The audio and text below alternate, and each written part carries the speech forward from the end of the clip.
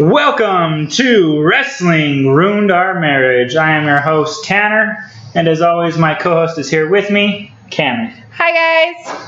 So our goal for the podcast, just to kind of get everybody into what long-term is we want to do at least one weekly podcast where we're recapping the full week of wrestling. So you have your Raw and your Smackdown, and then possibly the pay-per-views tied in there, and then we might throw in a couple one-offs to discuss, different things that happen in wrestling. We're going to maybe if something big happens, release-wise or anything like that. So our main focus to start will be WWE. We will probably add in tidbits of AEW as well. Not as much as we do the WWE, though. So this week we wanted to go back and recap Raw and SmackDown. We are officially 6 days away from SummerSlam. It's going to be Saturday, next Saturday. It's so weird to me. A Saturday, besides WrestleMania, a Saturday pay-per-view is just a trip for me. Unless it's UFC. When I first saw that it was Saturday, I thought maybe since it's SummerSlam, a big event, that they were going to try to do another 2-day event, something like the WrestleManias on there. But it looks like it's just going to be a 1-day event. So I have not checked the Oakland Raiders schedule yet, but it is in Vegas. It is in Allegiant Stadium, and preseason football has kicked off. So I'm wondering if possibly, maybe they already had some other bookings with a concert. Possibly there's a preseason game. But either way, somehow it ended up on a Saturday, 6 days away from today. Not today, Cammy. I know. I thought it was today. It was a pretty big fail on my part. I was so excited. I was telling my coworkers all week, I'm going to watch a pay-per-view this weekend. I'm so excited. I told you I was going to make wings or whatever. I was just really planning on it today. And she told me, hey, I finally planned a date for us. Our big date, I'm going to make you buffalo wings. I'm going to get chips and everything. And all Sunday, we're going to watch SummerSlam. And then I told her that it was not till next Saturday. So we decided to start the podcast today instead. I am just low-key a little depressed. I was a week off. So going back, obviously we're starting today. It's Sunday. We're almost a full week out from Raw. But when I was trying to think about Raw, I can remember almost all of SmackDown. Obviously it was closer dates, but there was barely anything that stuck out on Raw that was memorable. And it was hard for me to even put together the matches that were going to be for SummerSlam. I actually had to kind of go back and kind of look at a little bit of the notes. But I think part of it is we just weren't so invested in it. We had to stop at one point and then pick it back up the next day. It wasn't grasping, at least for me, my attention. We've had to stop and start again a handful of times on the different wrestling shows to go through. Obviously, fast forward through some of the stuff that we dislike. But, even when I think right now, when I was trying to even think of the matches that they were putting together at SummerSlam, it was hard to put it together. The biggest thing on Raw, and it probably should have been the biggest thing, your biggest name on Raw, Randy Orton, finally came back. Another problem, I don't want this to turn into a whole gripe thing about Raw. That's another problem. Your biggest guy, your champion, Bobby Lashley, is an understatement. He's not as exciting as Randy Orton. To me, he's not even as exciting as Riddle. AJ Styles, if he gets rid of Omos, is a bigger draw than Bobby Lashley is. The Women's Championship is a bigger draw, to me, thanks to Charlotte Flair, than Lashley is too. I feel like them wrapping the belt around Bobby Lashley hasn't worked out. I felt like it could have. They started off with the Hurt Business, and they kind of had something good going there. Not fully good, but I slowly started buying into it, and then they dropped it. They kind of... That was weird. They let go of the Hurt... Yeah, they let go of the Hurt Business. You don't even hear about Shelton Benjamin and... I'm spacing his name now. Exactly. So those two are kind of out of it now. You still have... Cedric Alexander is who I was thinking. Yeah, you still have MVP wearing the Hurt Business necklace on there, but I feel like we won't get too much into it, but I feel like Raw's, their storylines are all kind of muddied. Just on the last set of pay-per-views, when Bobby Lashley was facing Kofi Kingston and Xavier Woods, they they showed that MVP did not need the cane, that he can wrestle, his knees are fine. And the second those matches ended, they give MVP back a limp in the cane, and they go right back to it. I don't get, they just think we forgot about that. Then you bring Goldberg out of nowhere. You have those pulled together. You have, when I was just going back through the show, you have Damian Priest on there, who's probably going to be fighting Sheamus. I believe it's already kind of cemented in. He's going to be fighting Sheamus for the United States Championship. But he's also somewhat in a storyline with The Miz, who can miraculously run up ramps now. He's no longer wheelchair bound. He's somewhat in a storyline with John Morrison. He's also somewhat in a storyline with Riddle, trying to get him to leave Randy, run away from Randy Orton. So Randy, that's all kind of a mess too.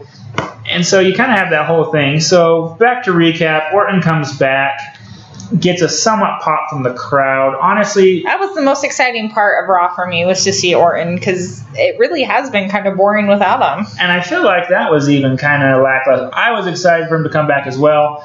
I wish they would have given us something. All of a sudden, he's Money in the Bank, he's getting ready, Riddle takes his position, he disappears, and bam, he's back. And they don't touch on it at all. I think most of us know that Orton, he usually takes some time off in the summer.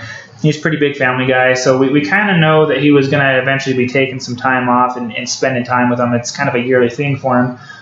But it was just really a really weird setup on there. Yeah, I just feel like there's really no flow as far as the storylines go. I think that's the biggest difference right now between SmackDown and Raw. And yeah. So we'll jump into SmackDown too here in a little bit. But yeah, definitely like you were saying, I just feel like it's hard to follow and nothing's really drawn us in, which is probably why they got to bring Goldberg back right now. Yeah, and I don't even like that. I've said it before. I feel like you've got to allow these younger talent that they have, their current talent that they have, really make a name for themselves and show the world how talented they are. I mean, you have so many talented individuals on the roster, and I feel like their booking kind of sucks. Their character development is not there. And that is kind of what made these older guys so entertaining, was they were allowed to, make their characters, build them up so everyone in the crowd wanted to be with them. Randy Orton obviously has been around for a very long time. He's had time to develop that character. So it's a little different in his circumstances. But for others, that would kind of suck to be the champion, and that should be your main event. That should be your big draw. You're the champion. And it's really not the case with Raw. Bobby Lashley is really not a name draw for me. It's not for anybody. I mean, you had your somewhat tag team champion battle going on there. That pretty much closed out the show, and then you had the women's championship on there. Bobby Lashley wasn't part of it. He wasn't really a big finisher on there at all, which the champions should be. I guess, they're kind of going with the role too. Reigns will start off SmackDown sometimes, and you have the females close it out on there. Lashley didn't even really start it off from what I remember. But going back to it, just talking about crowds, we were talking about Randy Orton coming back. I feel like the crowd was really lackluster. On SmackDown over in Tulsa, they were on fire the whole night, and they were just alive. I felt like they were excited, and there was a smaller pop than I thought there was going to be for Orton. And I thought they were just going to go psycho when he came back out. Different energy. Yeah, he's, to me, like I was saying before, he was one of their biggest names, and they had to, Riddle had to come out and start saying Randy to even get him to go. And that was kind of surprising to me. So you have that, and you're still trying to figure out, okay, so where are the storylines going? What are the matches? You obviously have Bobby Lashley and Goldberg. We've kind of touched on that, where that's going to go. My spoiler alert. I don't know if it's a spoiler alert, but if I was running the show, what I would do with the Bobby Lashley-Goldberg match. Let's touch on that for a minute. Goldberg's not going to be around. He's not a full-time star. He's barely a part-time star. He can barely pull off a good 2.5-minute match. Lashley clearly is not a draw. I feel like they've given him enough time to try and pull some kind of draw. He's not doing it. He's not a believable heel. He has no promo skills. Again, neither did Brock Lesnar. Paul Heyman could do it. Brock Lesnar could stand there and pull it off. MVP is pretty good on his promo skills. Lashley can't even stand there and pull off the skit, the promo. Not even talking, he can't even do it. So I feel like it's a failed attempt. They need to move on from it. So whoever wins, Bobby Lashley, Goldberg, here's what I would do. I put this on Twitter the other week, and I really think it's the way it should go. They've had Big E over on SmackDown, kind of winking, showing Paul Heyman the briefcase and everything else. If Big E is still the Money in the Bank suitcase holder, instead of Mr. Baron Corbin, who thieved it on SmackDown. He took off with it down the hallway. Broke Baron, running down the Money in the Bank contract. If Big E is still the champion, he's not a bigger draw on SmackDown, and he will never be a bigger draw than Roman Reigns. Roman Reigns is the best thing in wrestling right now.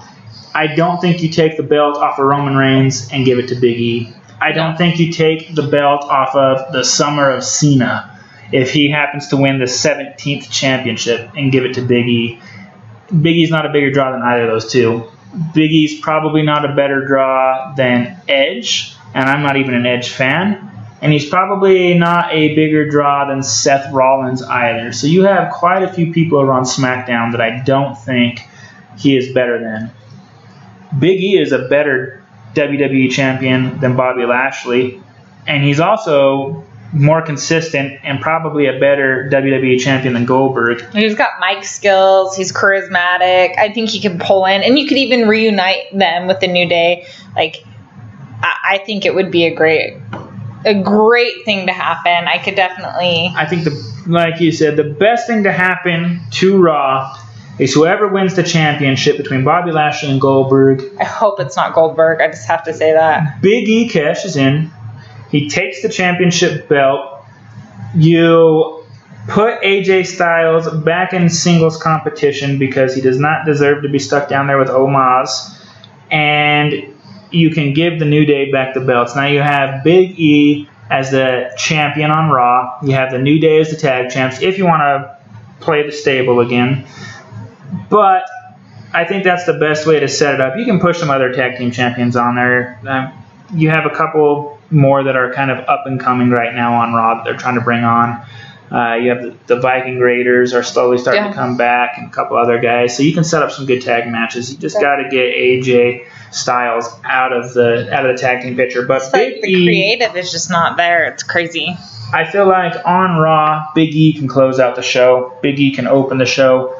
Big E is your draw on Raw, and that's who the champion needs to be. So there's my spoiler. I don't know if it's necessarily a spoiler or prediction, but definitely the hope. And if I was the writer, that's how I would set it up. So there's my Big E touch on everything. And I kind of gave you guys my breakdown on Damian Priest and all them too. So my other side of things, let's just go over Alexa Bliss. Oh, I'm so frustrated with this one. Alexa Bliss and the lovely Lily doll. I honestly don't know what they're doing. Alexa Bliss, she's got to be one of your biggest draws, and they're kind of killing her character. I mean, she's good enough at what she does. She holds it together. She should be in the championship picture. When they came out at WrestleMania, excuse me, when they came out at WrestleMania and she's, bleeding the black ink and she's taking the Fiend's powers and she's doing all this stuff, I thought she was going to start being like the master manipulator, mind game person like Bray was. Said they paired her with a stupid doll. I'm not digging that at all. I just think that part is so stupid to me, but I'm just mad in general that Bray Wyatt and her split up in the first place. Well, I think the biggest thing for me, it's not even necessarily the doll. She's good enough, she can make the doll work, she can make anything work. The problem to me is they pull her from being not necessarily just the face of the women's division. She was probably the biggest storyline going into WrestleMania. Yeah. I mean, you had the Fiend there too, but I think a lot of people were just as excited to see what was going to happen between Alexa Bliss and Randy Orton as they were the Fiend and Randy Orton.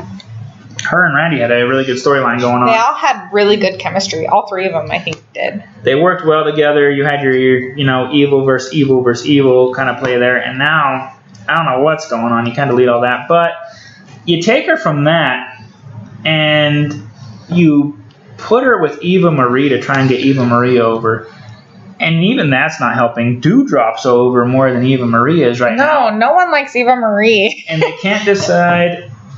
They can't decide whether they want Dewdrop to be a heel or a face. I mean, Alexa Bliss has pushed Dewdrop more than she has Eva Marie. Well, isn't that kind of a slap in the face where, like, Alexa Bliss really was the big draw to Raw for the last couple of months, especially after TLC in December.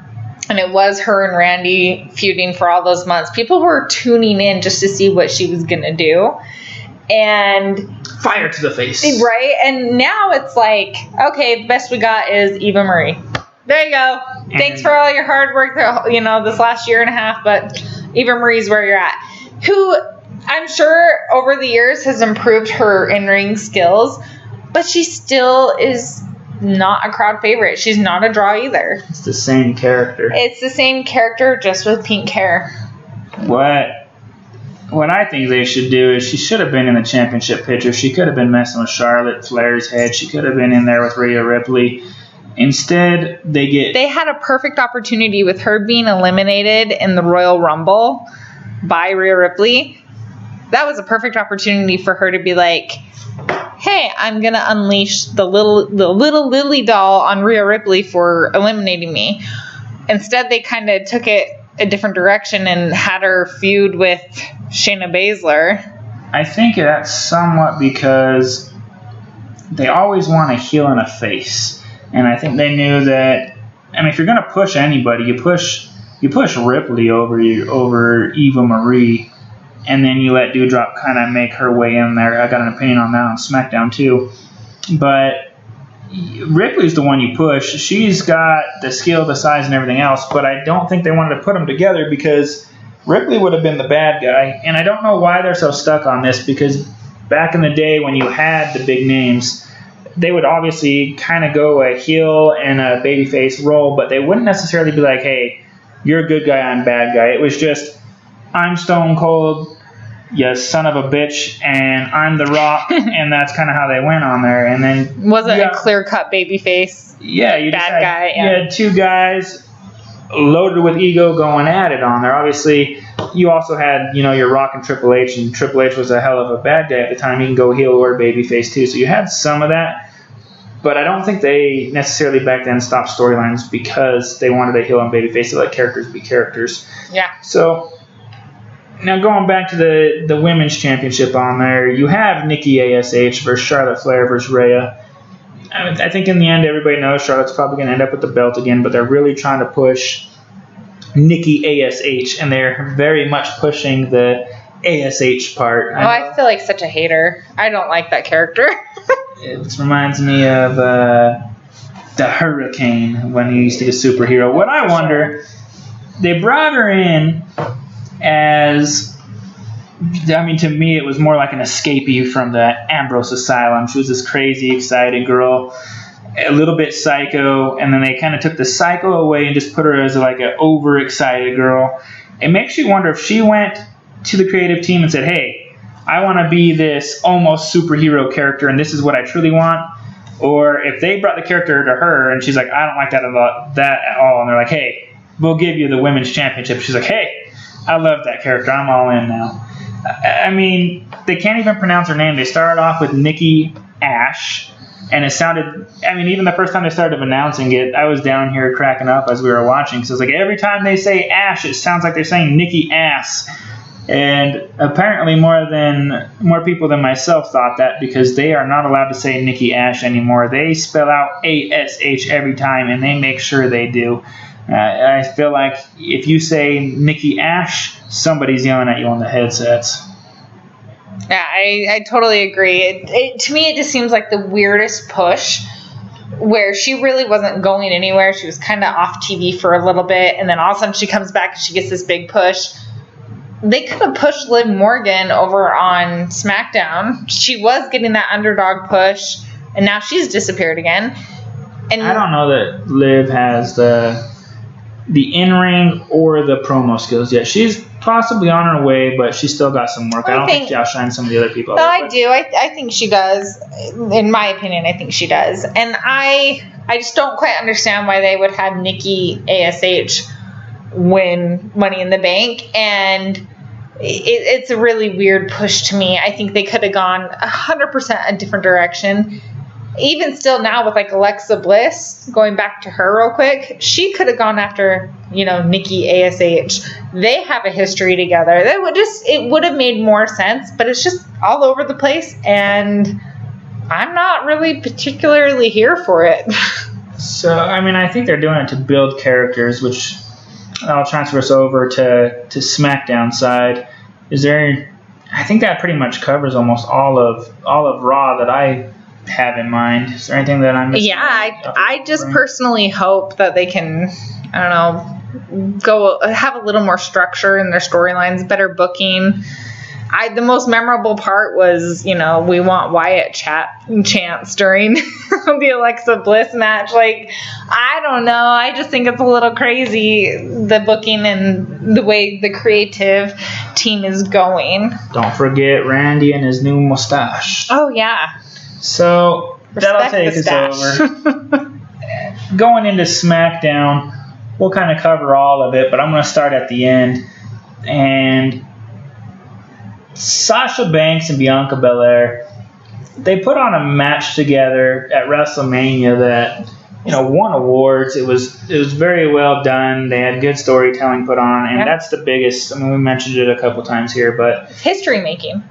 Yeah, history making and different stuff. But the biggest difference I see right now, besides Roman Reigns, is the storytelling on SmackDown. You have long stories on several of the matches. You have the Seth Rollins and Edge feud that goes way back. You're building a pretty good story between John Cena and Roman Reigns coming back to try and be the 17-time champion. Now you have Sasha Banks coming back because of the WrestleMania match. She wants revenge. Bianca Belair took her out with her hair and put her on the sideline for months. My complaint about this is they're good enough to put on one of the supposed greatest matches of all time. They win awards for it. They're good enough characters by themselves. They don't need to have other characters or other wrestlers brought in to make it. And even if you're playing like a bad guy, you have Jinder Mahal. That's one that we missed on Raw. You have Jinder Mahal out there. And Drew McIntyre with the big sword McIntyre. So you have the two guys that are protecting Jinder Mahal right now, and wrestling does that a lot where they put two guys by him and they're kind of, the minions, and they beat up people for whoever the main character is to try and build their names. Carmella has her name built. Her name's built. She can cut a promo. She can wrestle, and she could be a champion on that show right now and be fine. She doesn't need to be under Sasha. Zelina Vega, unproven talent as far as WWE goes, obviously. Her bookings have been horrible. She's on Raw one week, SmackDown the next week. Not just that, but when she's losing. Yeah, they brought her back, and she loses, and they bring her back, and she loses. She got a really good pop from the crowd. And I don't know if they just don't pay attention or what, but they've pretty much buried her since. And I feel like she's good enough to be on her own. And so this is the point that dragged from Raw a little over to SmackDown. Sasha and Bianca could put on a show and a promo by themselves.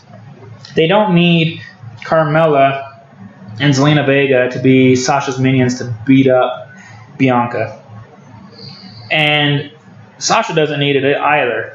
If you want to build somebody up and you want Sasha to be a super heel and you're trying to get Eva Marie built up, you put Eva Marie under Sasha and have Sasha mentor her to beat up Bianca Belair and kind of show her how to cut promos and how to put on good matches. You put Doudrop over with her. Hell, you grab Liv Morgan, who doesn't have her storyline really, and you put her under Sasha Banks as just hoping to figure out how to get to the championship. I feel like that might take two super strong characters and belittle them in the sense that they're the bodyguards. They're not quite good enough to be in the championship match, but almost. Yeah, and I just feel like it messes up Sasha's push to have those two. If you want to put her as like the head of a faction and get her with, Doudrop, Eva Marie, Liv Morgan, any of these people that are decent but still need some work to go. Some might think that Eva needs a lot of work, but I agree. I agree 1,000% that's what with you that. do with it. And then to contradict everything I just said, I mean, watching that, I buy into Bianca Belair. She's strong. I buy her character. I think she believes her character. I think she feels, she's in tune with her character as well. I've never bought into Sasha. She puts on a good match. Oh, I have to disagree with you. She has a good look.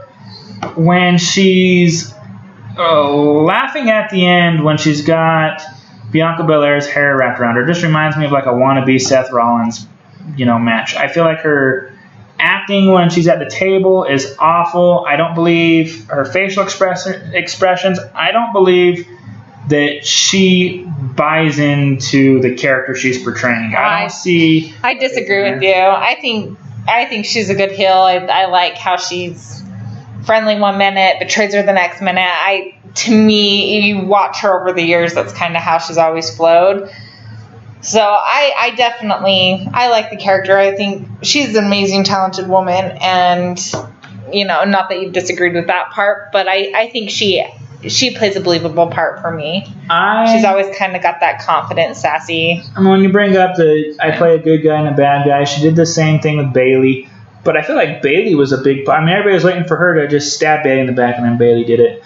I feel like a big part of that was Bayley. I mean, and if she's not sitting at the top of the women's division, there's very few people above Bayley right now. But I think she's one of the best people in wrestling, and her character change, her picking on poor old Michael Cole. I think that's so entertaining. It's an entertaining thing on there. Bayley's been great right now. I didn't like her at first, and I wasn't too sure. I definitely didn't like the happy Bayley. Always wanted to be a superstar. Give me a hug. Character. Yeah, I was never a big fan of that. Then she did the heel turn. I didn't fully buy into it, but she has me all bought in now. I think she is. I'm gonna kind of reiterate this throughout, but she definitely is her character now. She's pretty entertaining. She's funny. I follow her on Twitter as well, and she's just a great follow on there. This last week, she tweeted out a picture of her winking, and she's like, "What's up, Lily?" I just thought that was so funny. The storylines that Sasha's been in with Bayley, where she was a friend and got turned on, was good. I like that she came back. I like that she turned a heel. The stories that Sasha gets put into are good. When she's on the mic, I don't buy into it at all. And I feel like, I don't know that she needs a new character change. Like I said, she puts on great matches. I think she gets put in great storylines.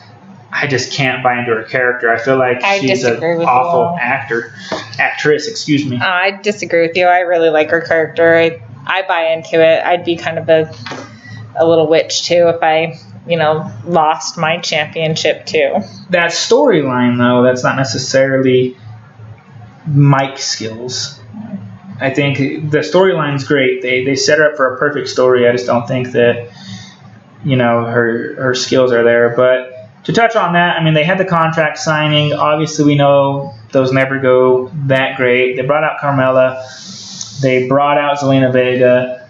I would think the coolest thing about all that was the little flip that Bianca did over the table to when she takes out Carmella, she takes out Zelina Vega, and then she runs across, does a cool little front handspring over the table and lands on Sasha. That was a pretty cool move I hadn't seen before. Yeah. And then that kind of closed out the show. So again, we started out the ending of the show a little bit there.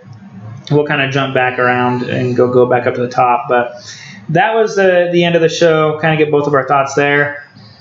SummerSlam coming in a week. Who are you buying into more, Bianca or Sasha to win? I personally buy into Sasha winning. I think it adds more of a flair to the storyline.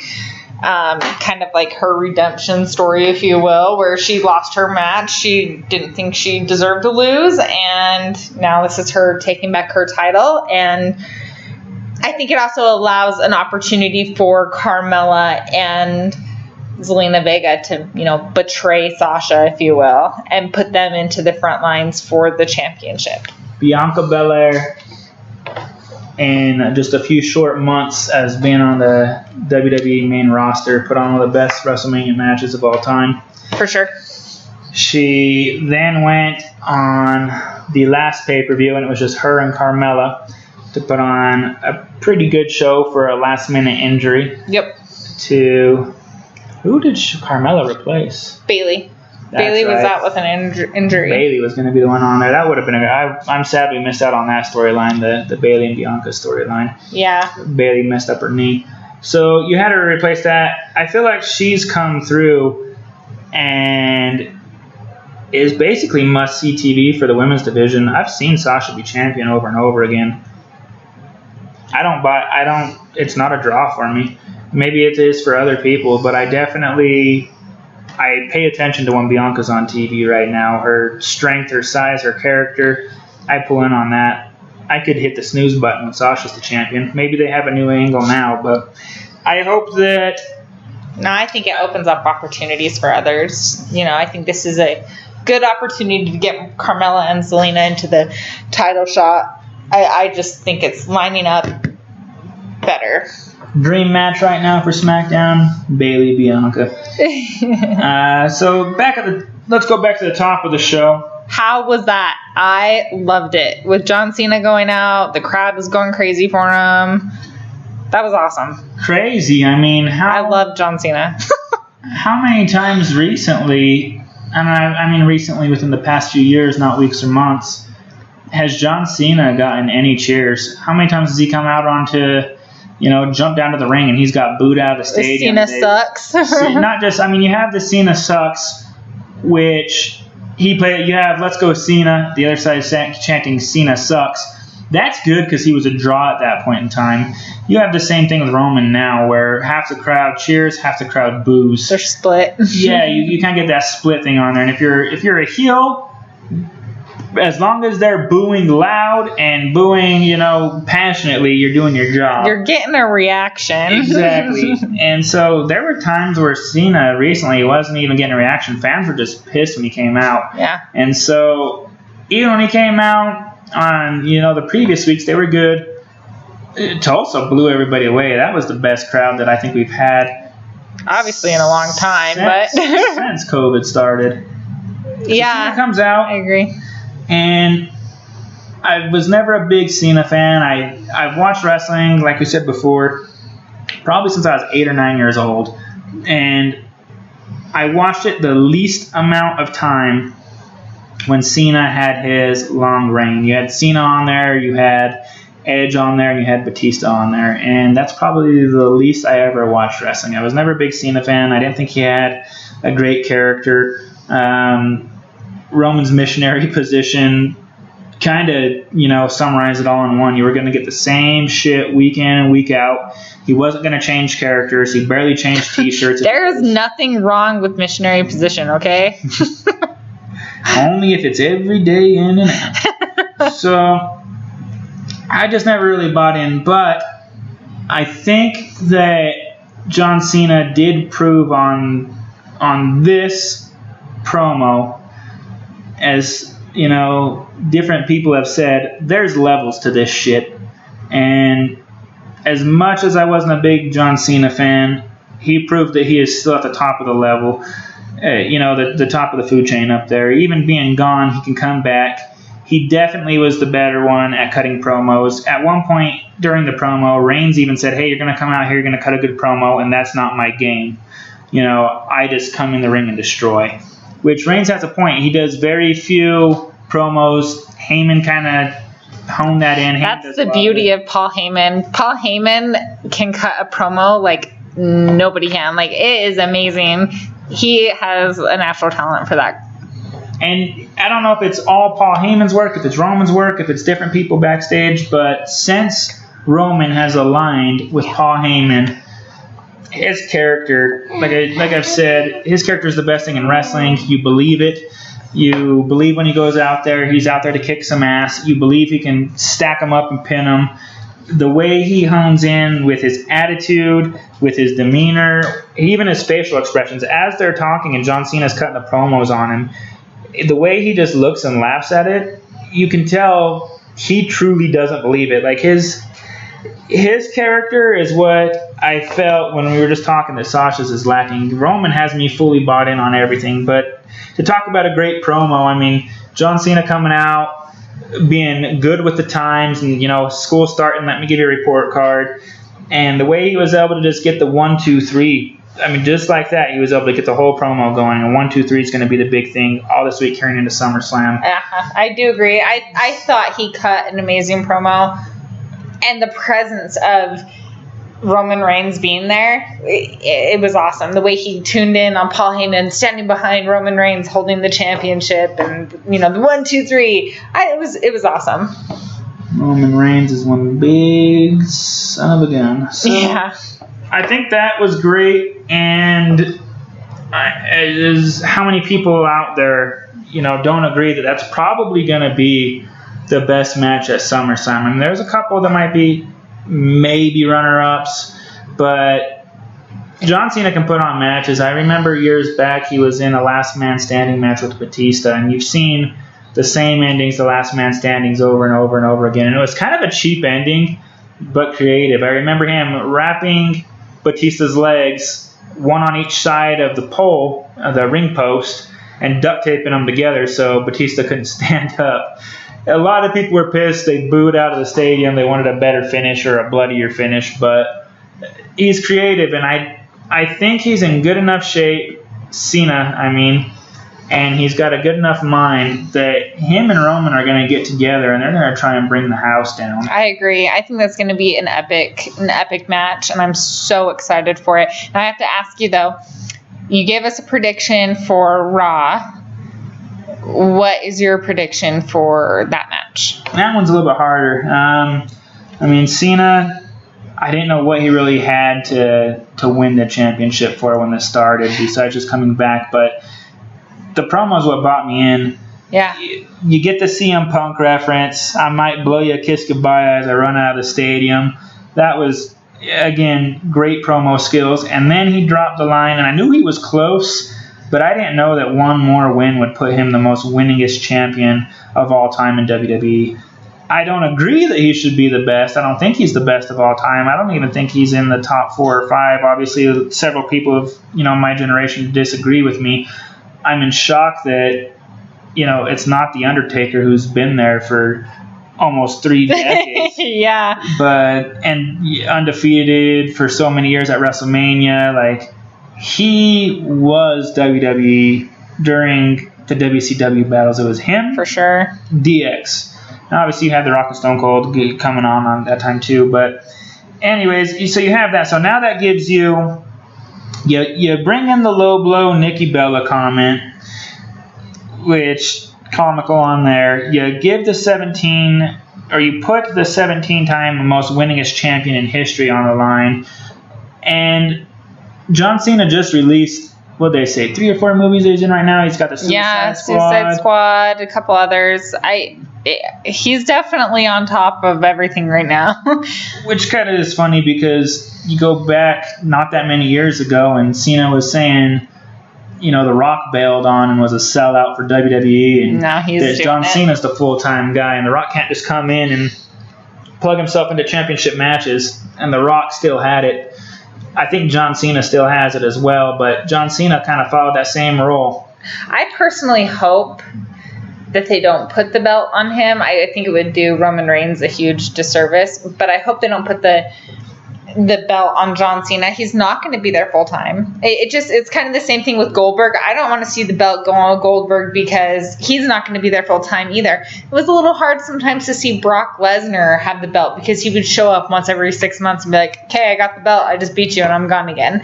So I think if you have somebody win a championship, you need to have somebody who's going to be full-time, be able to draw on the crowd, be able to cut those promos. I think Roman Reigns is a huge crowd draw, and I just hope that they keep the belt on him. He's got such a cool character right now. I'd hate to see him lose to somebody who's going to be gone let Roman Reigns continue building his character up. I don't think Cena grabs the belt and leaves. I think Lesnar, like you were saying, are part-time. A couple other guys. John Cena, that's where I was getting to my point about the movies. I'm sorry. he's done with his filming on there. Well, I don't know what other projects he has. I don't look him up that much. But I think if John Cena comes back and wins the belt for that, 17th time, he keeps it for a while. He pulls in different storylines. He does he does those different things on there. I think John Cena can take the belt and hold it for a while. But talk about, dream matches, different things like that. Where do they go from here? Whether John Cena or Roman Reigns wins, that one I don't know who I lean more toward. I was all in on Roman Reigns recently, and I'm switching and going more John Cena because I think you get the pop at SummerSlam. Cena stays champ for a while. Reigns takes the belt back eventually. I don't know who else on SmackDown right now has a push. We talked about Big E. I don't think that's the guy that should be taking it from Roman Reigns. You want to push this thing big. You want to get it to WrestleMania. You have Cena win. He battles Roman. Roman wins it back. Nobody's left to challenge the great Roman Reigns, the head of the table. And then, coming right into WrestleMania, your real head of the table comes back. The guy that put wrestling on his back and now has Hollywood on his back. You have the head of the table, Dwayne "The Rock" Johnson, come in, and you have that big dream match where Roman Reigns is in his prime. The Rock still has probably at least another good match on him, and you go the head of the table versus the true head of the table, and see who ends up coming out on top there. There's your WrestleMania. That would be awesome. That would be so awesome. I feel like there is your WrestleMania main event. You don't have the takers and stuff like that anymore. The Rock's gonna put asses in seats no matter what he's doing. You put The Rock and Reigns up there. Not only is it a great match, not only do you have the storyline already built in with the head of the table, the bloodline, the family. You have fans my age and older than me that were the Rock fans. You have the new Roman Reigns fans that want to see it. You have me who wants to tune in because I love The Rock. You have me looking at Roman Reigns because he's built as shit, which brings in the female audience who I don't know that many females out there that don't think Reigns or The Rock are both beautiful human beings. I would be one of those. You want to put asses in seats. That's the best way to do it in my mind, and I think that's the way that it plays out. Now, whether contracts work out, whether Hollywood timelines work out, I don't know, but I think the long-term thing is Roman versus Rock, head of the table. Who's the true head of the table? Who runs the family type deal? So I think that'll pretty much close up on Cena and Roman. I mean, that's great TV. That's great storytelling. You have 17 times champion versus the new guy in his prime. You have John Cena saying, hey, they put the show on my back. I carried the show. Whether, a lot of people liked it or not, I carried this thing for a decade. They've tried to put it on your back, and I'm coming back in to save you. Great storytelling in a 2 to 3 week period. It all came together. Yeah. Just like you can tell the difference between Raw and SmackDown with their storytelling. It's vastly different. Yeah, definitely. Stay on the high notes here. I'm going to jump right over. So the next match on there is going to be Nakamura and Boog. And for some reason, there's a lot of people that they've tried to set up together as a combo. Who would have thought that this thing would have worked? Whether Boog's just that charismatic, whether it's Nakamura, somehow this combo is working. And there's some kind of chemistry there. I don't know what it is. Is it because Pat McAfee is selling it? That guy, man, I wasn't too sure about him when he came back in. I can't help anytime Boog starts going up on there, playing the guitar. You see McAfee up, dancing up on the desk. And man, and the excitement that he's bringing to it. Before I thought he was a little bit, over and too excited for the job. this guy started to grow on me. I mean, I'm just cracking up every time I watch it. And if you watch, Nakamura wins the championship from Apollo Crews, right? And if you watch when they're done, Nakamura, Boog, and McAfee are dancing on the desk, and you start going over to the fan expressions, you have some old people in the audience, and their face just looks like they're in shock. They don't know what they're watching where these three are dancing. But you got that, and if you watch on the side, sometimes they'll be announcing, McAfee and Cole will be announcing together. And Michael Cole looks like he's having a blast. A lot of times he was a lot more serious. There was a lot of battles on there, you know. You kind of had Corey Graves back there for a while. You had Byron Saxton and stuff like that. And Cole played a serious role. And there was a few times in this one. There was one line where they were talking about Dominic Mysterio and what he's doing at 21 compared to what Pat McAfee was doing at 21. And McAfee had said something along the lines of, at 21, I had four scholarships to go to college, so I pulled out a $40,000 loan and partied my ass off. And you just see Michael Cole crack up. These two have good chemistry on commentating together. They're great. McAfee is definitely turning into one of my favorites. I thought he was just overselling everything. Now I've got to the point, he just looks like he's out there. He's just out there having a blast. And, it's like, if I was able to get on there and commentate for wrestling, childhood dream, and that's what he looks like, just a big kid living out his dream on there. The moment's not too big for him. He's been in some big moments throughout his previous career. So, I mean, obviously, just the punter, but definitely been in some big games and some big moments, and I think his character is definitely adding a whole new life to a broadcast team on there. But back over to the Nakamura and Apollo Crews match. So Apollo Crews is champion. I don't know many out there that will disagree. It's not working. They maybe had something when Big E was trying to go on there they could have pushed with. They bring in Commander Aziz. I don't know what they're doing there. That guy was a lot more big, intimidating when he was a Big Papa Z, or I can't remember what it was, when he was on, that Underground, WWE Underground. I don't really know what they're going for here. I don't know what they're going back with Apollo Crews in Nigeria. I don't know where Aziz is. I don't know what the storytelling is. The fact that they stripped it and WWE finally had the wherewithal to go, okay, this Boog and Nakamura thing's working. Nakamura is getting more fans. The crowd's buying in. Get the title off of Crews and put it on somebody that we're buying into. And I don't just mean buying into as a babyface side. Like we were just talking a little bit ago, you have people that get bought into as heel sides too, where people, it hits and people will boo. Big example of that right now. Corbin has the heel thing figured out. He's got the broke money. He's still a draw. He gets boos. He can put on a match. Apollo isn't getting boos. He's not getting cheers. He's just Apollo's entire championship run has been lackluster at best. And just putting the belt on Nakamura, he can put on some great matches. I'm excited to see where that ends up going. And they put it as they're trying to make, Nakamura a more legit title holder. They kicked Boog out in the beginning of the match, well, pretty close to the beginning of the match, and gave Nakamura a clean win. And they didn't, a lot of times they'll have Boog interfere, they'll have Commander Aziz interfere.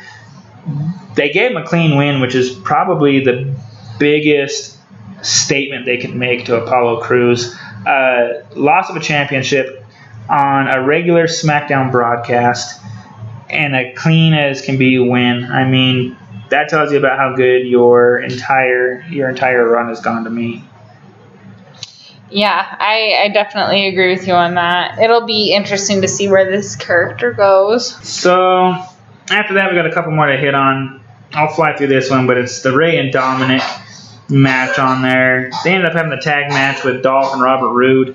I feel like Dolph and Robert Roode need to be pushed better. They're both great in-ring characters. They're both charismatic. they keep trying to push the Dirty Dogs, at least Dolph Ziggler and Robert Roode does, and it doesn't seem like WWE is trying to push it. I think this is the first time that the announce team, when I was listening to it, started calling them the Dirty Dogs. I don't know that they have their own Dirty Dogs theme music that comes down. I really like that name, though, for a tag team, don't you? I do, and they kind of have a cool... They even have their own shirts that they've made. I don't know if they're for sale or not on there, but it just doesn't seem like WWE's pushing on them. You think when they'd walk down the ring, it'd be the Dirty Dogs together, and they'd have their own Dirty Dog, song on there. But anyways, they lost.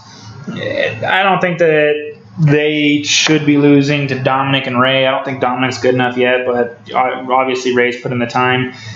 Dirty Dogs maybe need to go over to Raw and take those championships away and be one of the premier teams on Raw. They definitely have the talent.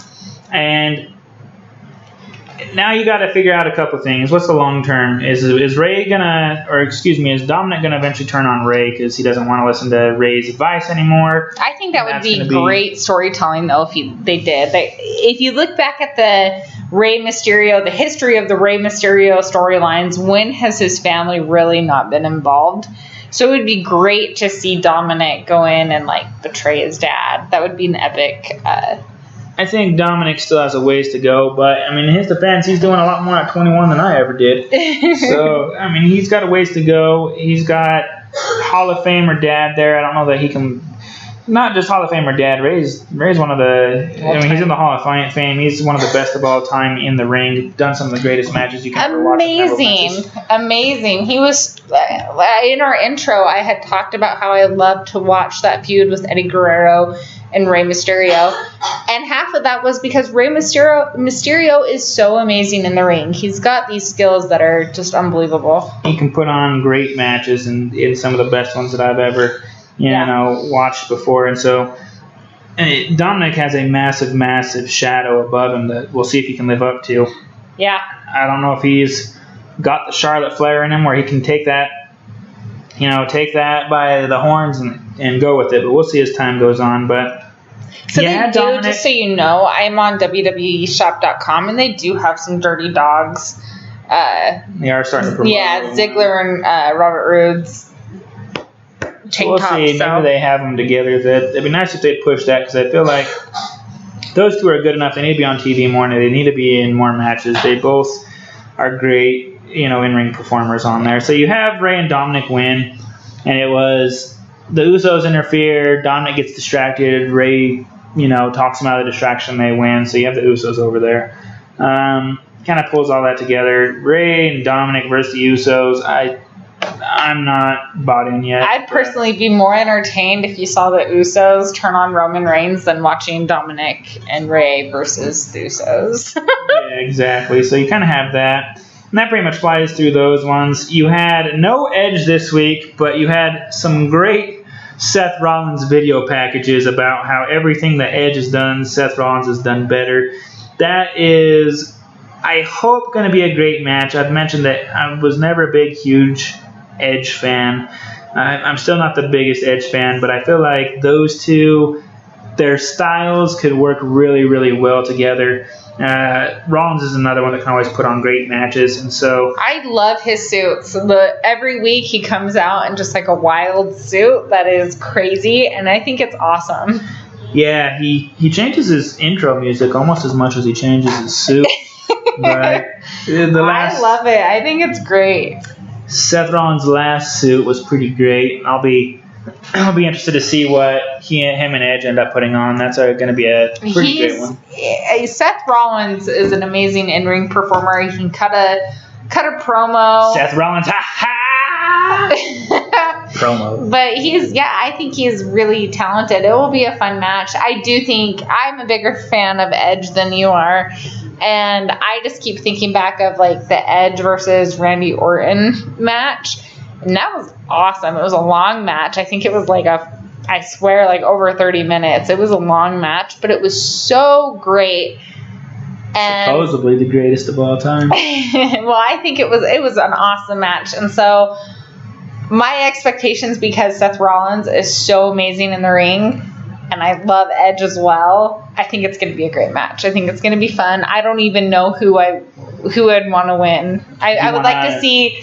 I don't know. I think I'd kind of like to see Edge win and then go get revenge on Edge versus Edge Light, as they call it. I would like to see Edge win it. I did not. I don't know. I'm torn on that one, actually. So. I did not like the Randy versus Edge matches. Greatest of all time. I would rather tune into a Brock Lesnar versus Goldberg 4F5s 5 Spears match over that, but to each their own. Last one is I talked about somebody that knew how to tune into the heel character. Mr. Money in the Bank robber himself, Baron Corbin. So poor Corbin. He's on his mom's family plan. He needs money. I feel bad for him. Poor guy. Just $100,000 at a time. Just $100,000, no big deal. If anybody can't get a hold of old Baron Corbin to send him $100,000, I'll gladly be your pity case for him.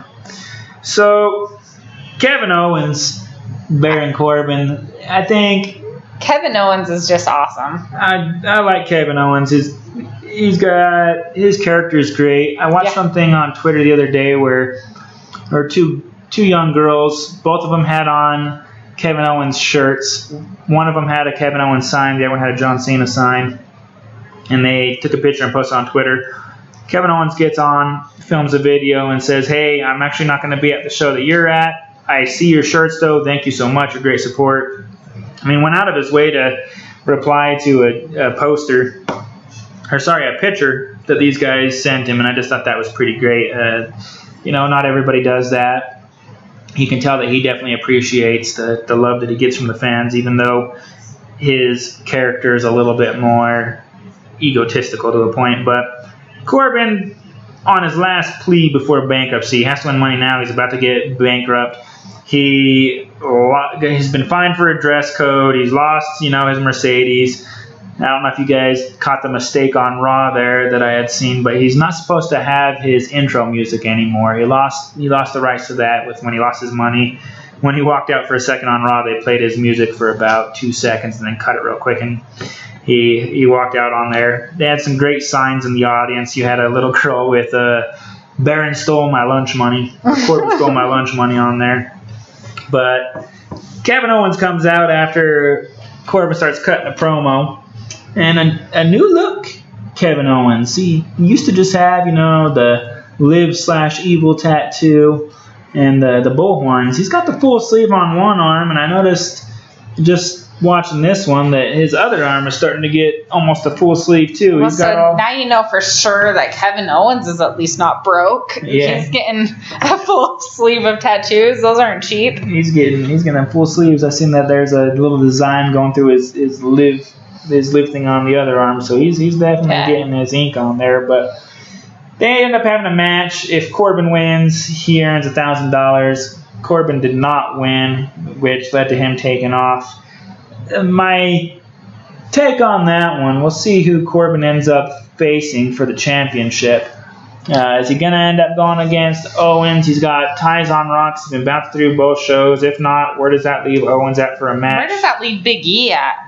You have cash in on old Bobby Lashley. You still have, Sami Zayn lying in the wake. You have, I think Cesaro's floating around somewhere. They were pushing him for half a second. Yeah, they were. But Kevin Owens, probably one of the favorite guys I have right now for matches. That guy, big dude, willing to do anything, take some of the best falls off of the ladders. He's beating the hell out of his body in every match, and it's not just on pay-per-views. This guy will flip through a table, he'll flip through a ladder, he'll flip off of a forklift in the middle of a Raw show. I mean, he's great. His character is great. It's kind of you have some characters out there like Miss Nikki ASH that you strike when it's hot, right? You get that, you cash in on it real quick, and then you bail when it flows out of there.